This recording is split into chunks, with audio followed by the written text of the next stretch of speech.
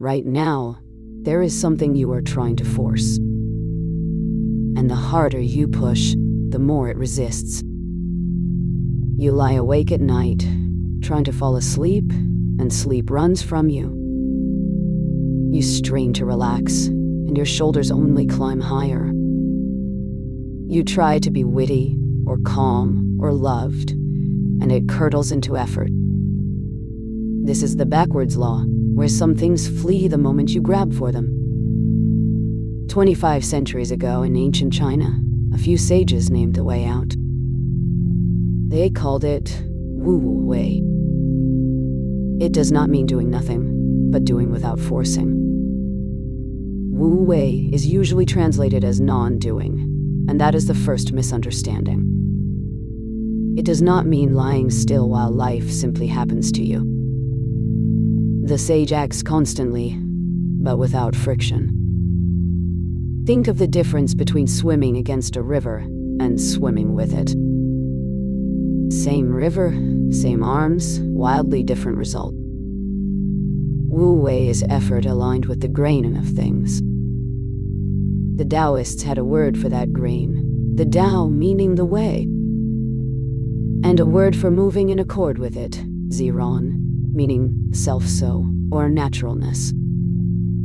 2 books carry this teaching. The Tao Te Ching, 81 spare and paradoxical verses, attributed to Laozi, and the Zhuangzi, wild and funny stories that think in pictures. Between them, they describe one operating system for a life of ease and skill. Master it, and effort stops being the price of everything good. This is not a trick for lazy people, but a skill the most capable already use. You have felt it on the days things simply flowed. This is how to find that on purpose. Start where Laozi starts, with water. Water is the softest thing there is. And yet nothing is better at wearing down the hard and the strong. It never fights, it yields, flows around the obstacle, and keeps going. It seeks the low places everyone else avoids, and so it becomes the sea. Softness here is not weakness, it is a strategy. Zhuangzi's favorite way to explain this was a story about a cook. Cook Ding carved an entire ox for his lord. His blade moved like a dance, slicing and gliding, never hacking. The lord marveled and asked how his skill had reached such a height. The cook set down his knife and said it was not skill, but the way. A beginner sees only a whole ox and hacks at it. After 3 years, the cook no longer saw the ox at all. Now he meets it with his mind, and not with his eyes. He follows the natural openings, the hollows and the spaces already there. He never touches a ligament or a bone. A good cook changes his knife once a year because he cuts. A poor cook changes his knife every month because he hacks. Cook Ding used the same blade for 19 years, still sharp as the day it was ground. That is Wu Wei, not less effort, but effort placed exactly where the world gives way. There is a second image the Taoists love, the uncarved block. They call it pu, raw wood before the craftsman cuts it into 1,000 named things. Our minds carve the world into shoulds and strategies until we can barely move. Wu Wei is a return to that simplicity, fewer moving parts and less inner noise. Laozi asks you to notice what is not there. 30 spokes meet at a wheel's hub, but it is the empty center that lets it turn.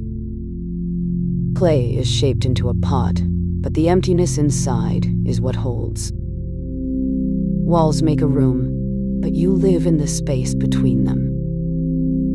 Doing has its uses, but non-doing is what makes the doing work.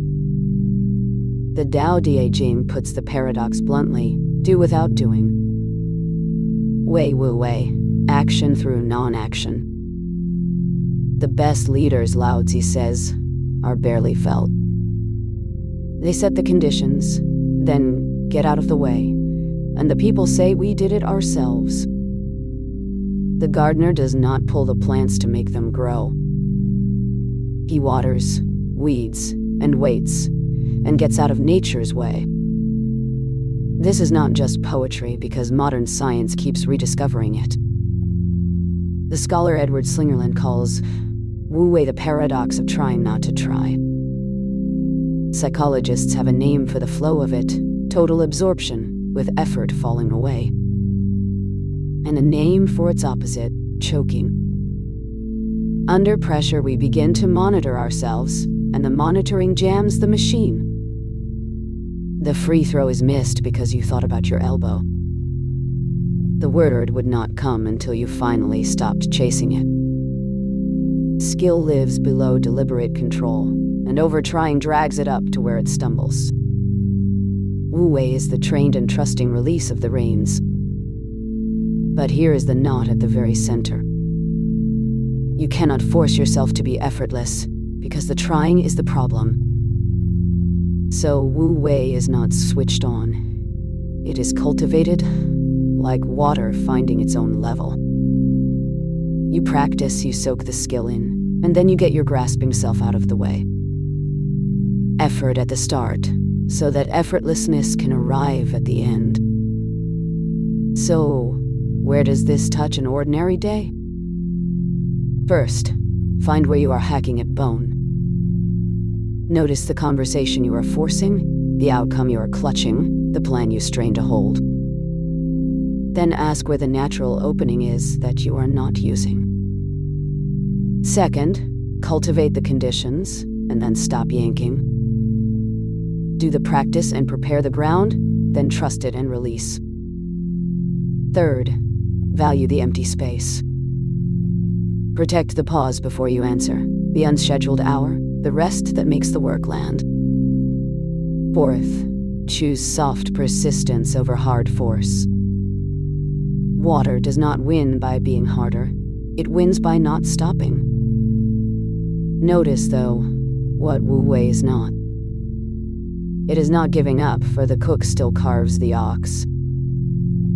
It is not drifting, because water always has a direction, downward and onward.